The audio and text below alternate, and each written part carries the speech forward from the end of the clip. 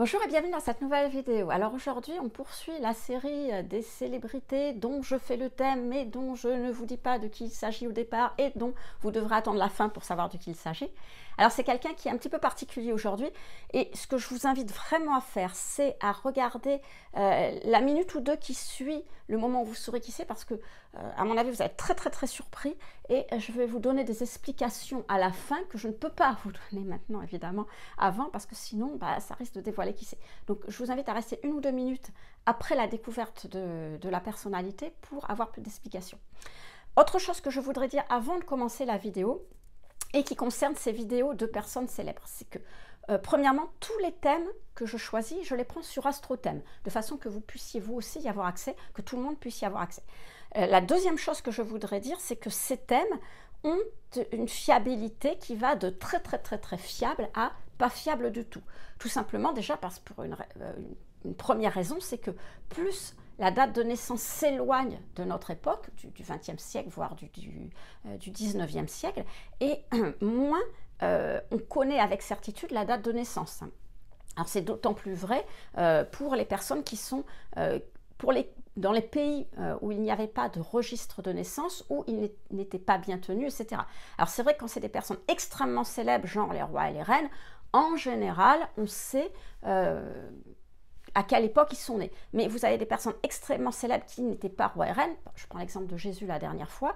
Bon, eh bien, évidemment, sa date de naissance, elle est absolument pas fiable du tout. Enfin, celle que j'ai prise sur AstroThème, personne ne connaît sa date de naissance réelle.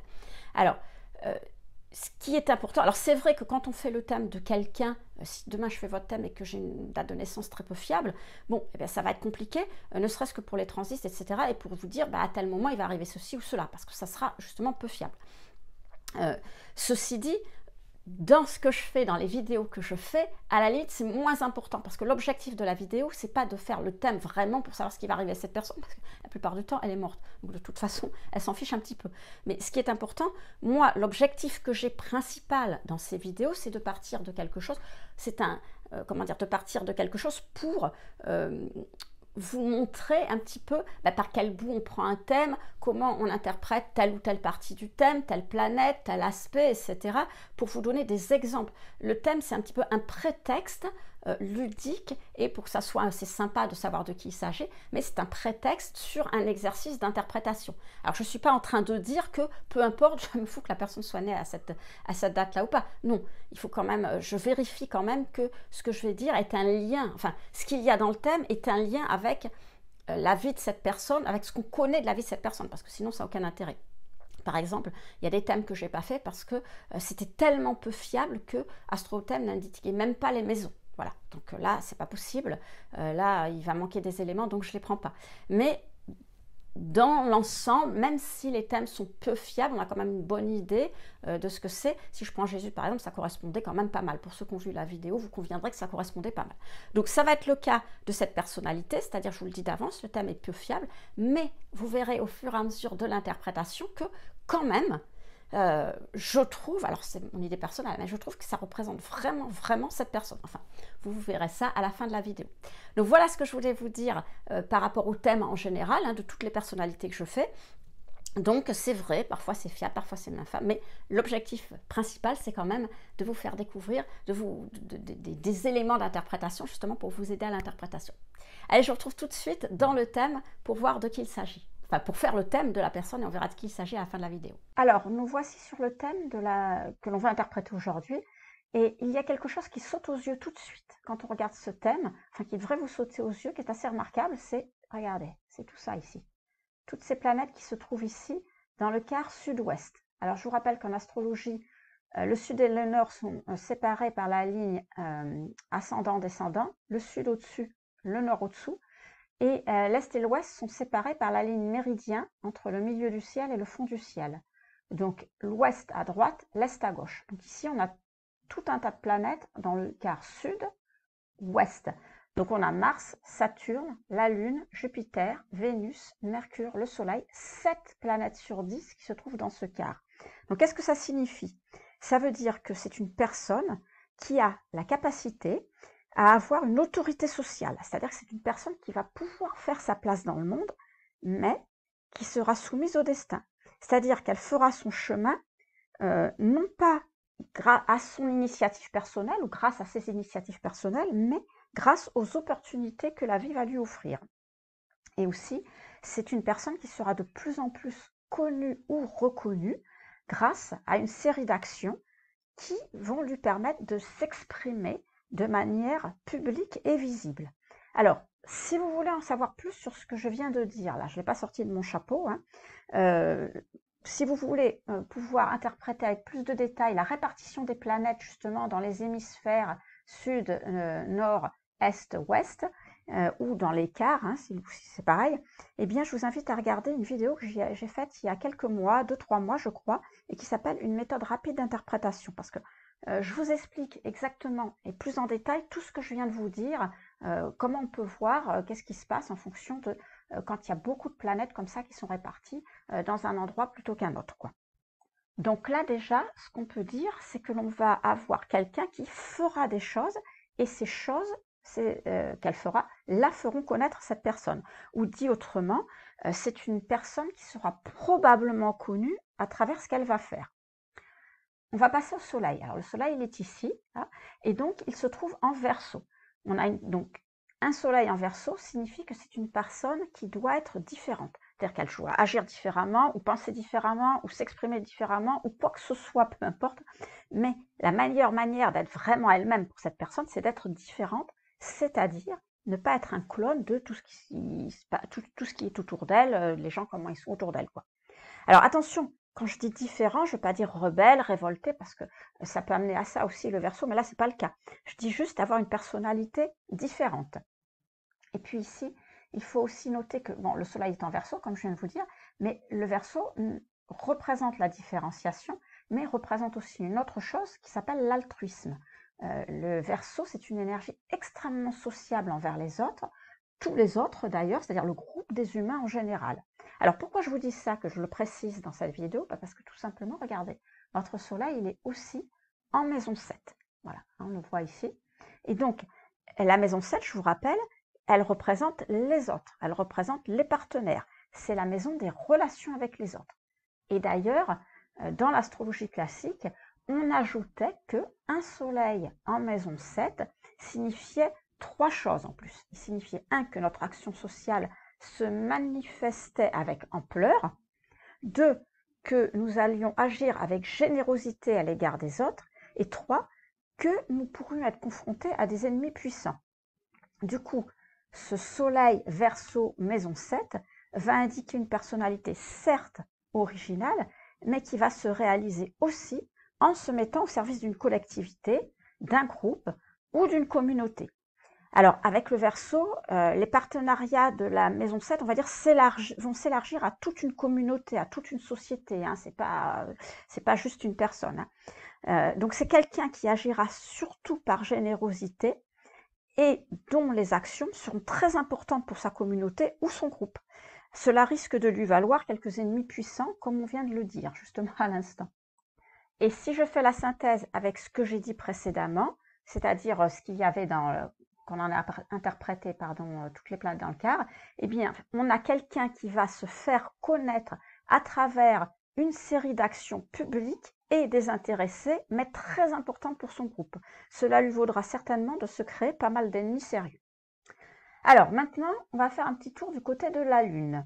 Alors, voilà la Lune, elle se trouve ici. Donc, la Lune, je vous rappelle, c'est ce dont on a besoin pour se sentir bien dans notre vie. Alors, ici, la Lune, elle est en bélier, hein, on le voit bien, ce qui veut dire qu'on a besoin d'action pour se sentir bien. On a aussi besoin d'agir différemment des autres, c'est-à-dire on va avoir besoin d'affirmer sa personnalité à travers ses actions, bien sûr, puisqu'il s'agit du bélier, hein. C'est-à-dire que c'est quelqu'un qui aura besoin d'agir pas comme un mouton. Alors, la phrase n'est peut-être pas bien tournée, mais vous comprenez ce que je veux dire. Hein. Alors, ça rappelle quand même pas mal le soleil, sauf que là, on a besoin d'agir pour montrer qui on est. Avec une lune en bélier, ici, on doit avoir l'impression que l'on a quelque chose à faire. On se sent bien quand on a l'impression qu'on bouge.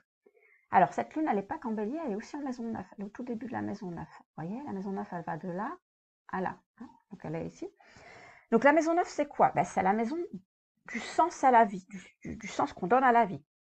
et puis c'est aussi la maison de ce qui est différent de ce que l'on connaît. Hein, c'est pour ça qu'on dit que c'est la maison de l'étranger, mais l'étranger par rapport à ce qu'on connaît nous habituellement. Donc en maison 9, on va trouver un sens à notre vie ailleurs que dans ce que l'on connaît, mais on va trouver un sens. Donc une lune bélier maison 9, si on réunit les deux, nous indique qu'on a besoin d'agir pour nous sentir bien, car ces actions nous donneront le sentiment que notre vie a un sens. Cette position va donner du courage et de l'initiative. Alors tout de suite, j'en profite pour parler de l'aspect de la lune. On va le mettre, regardez, voilà, la lune, il n'y en a qu'un. Alors c'est difficile, vous voyez le petit rond vert, hop, il est là. Alors je vous le montre là maintenant, ici, mais après je vais retirer tous les traits.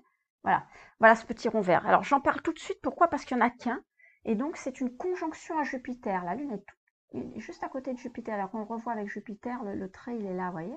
Alors voilà, je m'y remets. Donc, qu'est-ce que ça veut dire une lune conjointe à Jupiter? Ben, ça indique que c'est une personne sociable, populaire et avec un sens inné de la justice. Donc si maintenant je fais la synthèse de la lune avec tout ce qui a été dit précédemment, alors cette fois-ci dans cette vidéo, je ferai une synthèse finale, mais je vais essayer de faire une synthèse au fur et à mesure que j'ajoute des éléments pour que ça soit plus clair et qu'on ne se retrouve pas avec tout un tas d'informations à la fin qu'il faudra mettre ensemble parce que sinon ça vous semblait très compliqué. Donc si je fais la synthèse de la Lune avec ce que j'avais dit, avec le Soleil tout à l'heure, plus avec le groupe de planètes, eh bien à ce moment-là, j'ai une personne qui a besoin de donner un sens à sa vie à travers ses actions.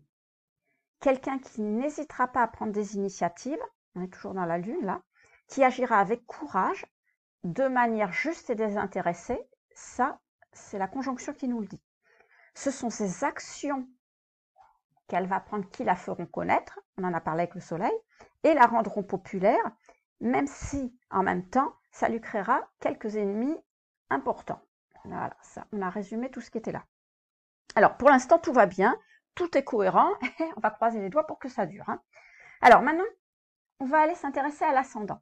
Donc, qu'est-ce que va nous dire l'ascendant chez cette personne? Alors déjà, on voit qu'on a un ascendant lion. Donc, on a le costume du lion. C'est quelqu'un qui doit apprendre à être reconnu pour ce qu'il est vraiment. Pas pour faire plaisir aux autres. C'est quelqu'un qui doit apprendre à être reconnu pour ce qu'il est.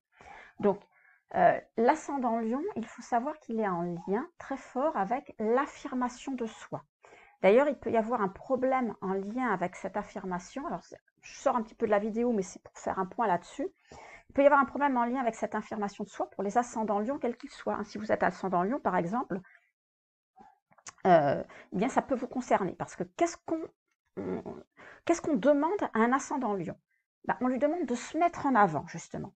C'est-à-dire, l'ascendant lion, il a une obligation à rayonner. Il a obligation à rayonner ce qu'il est, authentiquement, mais attention, sans être orgueilleux. Hein. Et ça, c'est une vraie difficulté si vous êtes ascendant lion, d'ailleurs, vous le savez, parce que d'un côté, vous devez vous mettre en avant, vous devez dépasser vos limites, mais en restant simple, en ne vous prenant pas la grosse tête, hein, tout simplement. Et il y a plein d'ascendants lion, de personnes qui sont ascendants lion, qui n'osent pas se mettre en avant par peur justement de se montrer orgueilleuse, vaniteuse ou quoi que ce soit.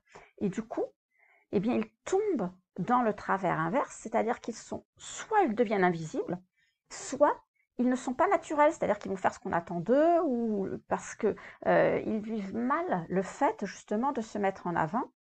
Et donc, eh bien, ils vont j'en bafouille, ils vont vivre mal ça, et c'est normal, pas qu'ils vivent mal le fait d'être invisible ou de ne pas être naturel, parce que c'est pas ce qu'on leur demande. Ce qu'on leur demande, c'est de se mettre en avant pour ce qu'ils sont. Bon, bref, c'est pas le sujet de cette vidéo, mais je tenais quand même à faire ce rappel parce qu'être ascendant lion, c'est pas facile dans la vie, hein, pour ceux qui le sont. Alors, revenons à notre thème. Donc, on a une personnalité qui doit apprendre à se mettre en avant, à être appréciée des autres pour cela, bien sûr, tout en restant authentique et sans devenir orgueilleux, sans tirer une forme d'orgueil d'une manière ou d'une autre. Alors, a priori, vous allez me dire, ça va coller avec tout ce qu'on a dit avant, hein, concernant la Lune, le Soleil et toutes les planètes. Sauf que, puisque je vous le rappelle, ce qu'on a dit avant, c'est que c'est quelqu'un qui agit pour un groupe, de manière juste et désintéressée et avec courage. Donc, cet ascendant, c'est vraiment l'apparence qu'il faut pour cette personne. Alors, sauf que, comme je vous disais, on a un problème. Et le problème, je vais vous le montrer. Regarde ici, voilà.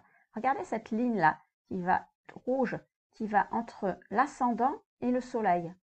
Voilà, alors ben voilà, on la voit beaucoup mieux si je me place du côté du soleil, parce qu'il y a moins d'aspect. Donc cette ligne rouge, ça s'appelle une opposition. Donc il y a une opposition entre l'ascendant et le soleil. Et une opposition, je vous rappelle, c'est que les deux éléments ne s'entendent pas vraiment. Alors c'est pas qu'ils s'affrontent, hein, c'est pas comme dans un carré, mais c'est juste que les deux éléments ne se calculent pas, quoi. Ils sont inexistants l'un pour l'autre, ils ne veulent pas se connaître, ils ne veulent pas se voir, tout ce que vous voulez. Donc chacune des deux énergies, l'énergie de l'ascendant et l'énergie du soleil, va agir pour elle-même, mais surtout sans tenir compte de l'autre. Et ça, dans notre cas, eh ben, ça va se traduire par le fait que l'apparence extérieure, ici, que montrera cette personne, ne sera pas compatible avec notre soleil, qui est une quelconque action publique visible faite dans l'intérêt de la communauté. Ou alors, c'est possible aussi que cette personne ne se mette pas en avant, parce que c'est ce que je vous disais tout à l'heure, l'ascendant Lion, quand il n'agit pas comme il faut, soit cette personne ne se mettra pas en avant, soit elle ne mettra pas en avant sa vraie personnalité. C'est-à-dire que ce que les gens vont connaître de cette personne, ce sera en rien sa véritable personnalité qui est représentée par le soleil. C'est un petit peu le principe du Dr Jekyll et Mr Hyde, hein, c'est-à-dire, voilà. Donc, si je récapitule, alors, on a une personne qui a besoin ici de donner un sens à sa vie en agissant dans l'intérêt d'une communauté de manière désintéressée et avec courage. Une personne qui devrait mettre sa vraie personnalité en avant, mais qui ne le fera pas vraiment à cause de cette opposition. Donc, tantôt, elle va agir avec sa vraie personnalité de manière publique et visible. Ça, c'est quand c'est le soleil qui va tirer de son côté, qui va dire, bon, maintenant, c'est moi qui décide et on fait comme je veux.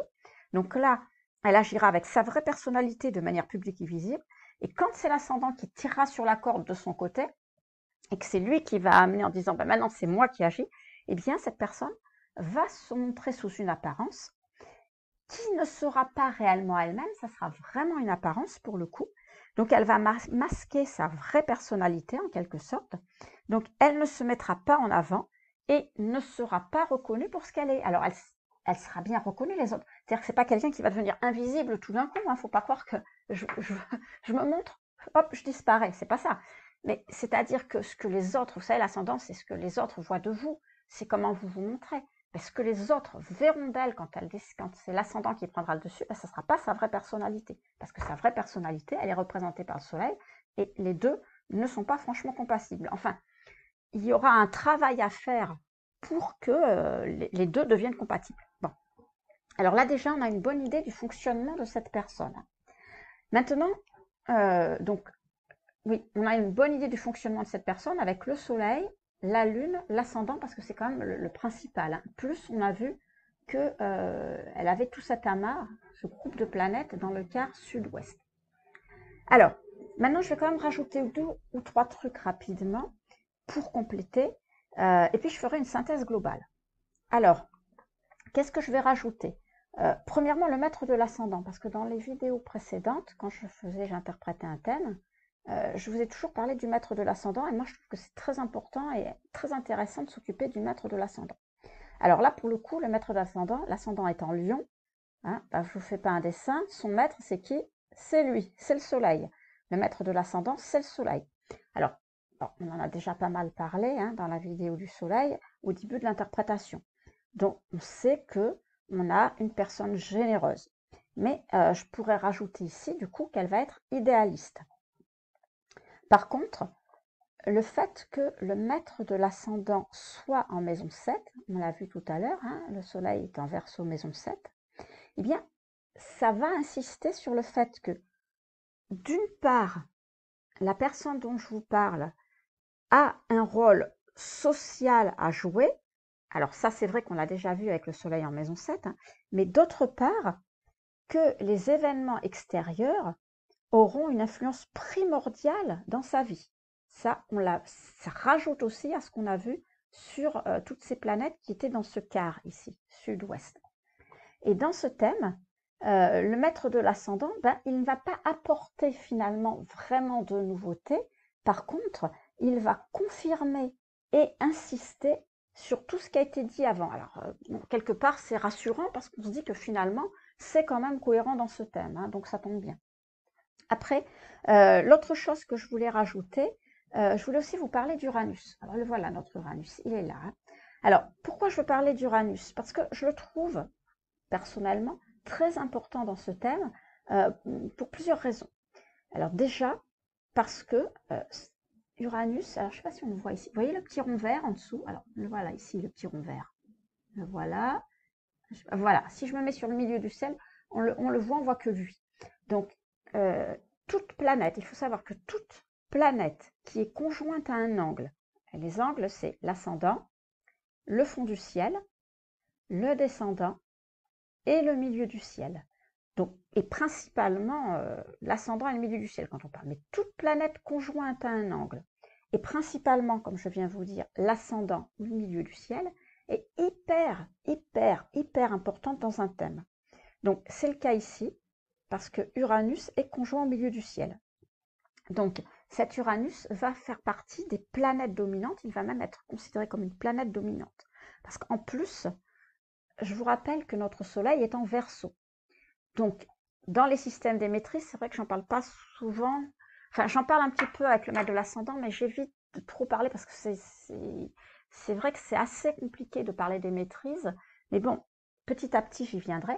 Donc, cette planète se trouve en Verseau. Chaque signe, j'en ai parlé dans une vidéo, il y a, je ne sais plus laquelle, que chaque signe comment dire, a une maîtrise. Chaque planète est maître d'un signe. Le maître du Verseau, il y en a deux, c'est Saturne et Uranus. Mais là, on parle d'Uranus. Donc, non seulement Uranus est conjoint au milieu du ciel, mais en plus, il est le maître du Soleil, qui est quand même notre planète principale, parce que tout tourne autour du Soleil, hein. Le Soleil, c'est qui nous sommes. Donc, du coup, Uranus reprend encore en plus de la force. Alors, Uranus, il a aussi autre chose. Regardez, alors, je sais pas, vous voyez ce trait rouge qui va entre Uranus et le Soleil? Voilà le trait rouge. Alors, si je me mets, voilà, on voit mieux d'ici. C'est ce trait rouge ici. Donc, Uranus, comme je vous disais, il est conjoint au milieu du ciel. Il est le maître du Soleil et en plus, il est carré au Soleil. Eh bien, croyez-moi, ça fait pas mal de choses, hein. Donc, si je reprends ces éléments, on a Uranus conjoint au milieu du ciel, qui indique que la vie va obliger cette personne à prendre une nouvelle direction par rapport à sa destinée. Alors, ça peut être une réussite parce que le maître de la maison 7, donc c'est lui, Uranus, hein, le Soleil, Uranus est le maître du Soleil, le Soleil est en Verseau maison 7, donc Uranus est le maître de la maison 7, il se trouve donc en maison 10. Donc en astrologie classique, quand le maître de la maison 7 est en maison 10, eh bien ça indique que la vie sociale extérieure est non seulement très importante, mais aussi qu'elle se trouve propulsée en pleine lumière. Parce qu'il ne faut pas oublier que le milieu du ciel, ici, c'est le point le plus visible de votre thème. Hein, c'est théoriquement le point culminant. Alors évidemment, comme les maisons ne sont pas égales, c'est un petit peu penché, mais c'est vraiment ce qu'on voit le plus de vous. Donc quand le maître de cette maison de 7 se trouve, comment dire, en maison 10, et c'est le cas, il est dans la maison 10, eh bien, comme je vous dis, sa vie sociale sera très importante, propulsée en pleine lumière, et il y aura du succès dans la vie sociale. En revanche, le carré Soleil-Uranus, alors regardez, je vous le remontre à nouveau, c'est ce trait-là, là, hein, il y a un carré. Donc le carré qu'il y a entre Uranus et le Soleil va indiquer que par rapport à l'idéal de cette personne, ce qu'elle espérait au départ dans sa vie, son idéal, eh bien, il y aura des changements inattendus, justement à cause d'Uranus. Et du coup, comme c'est un carré, et les bouleversements de vie qui vont provoquer ces changements seront mal vécus au départ. Hein. C'est pas parce que s'il y a un carré, c'est qu'il y a un problème. Donc ils seront mal vécus au départ.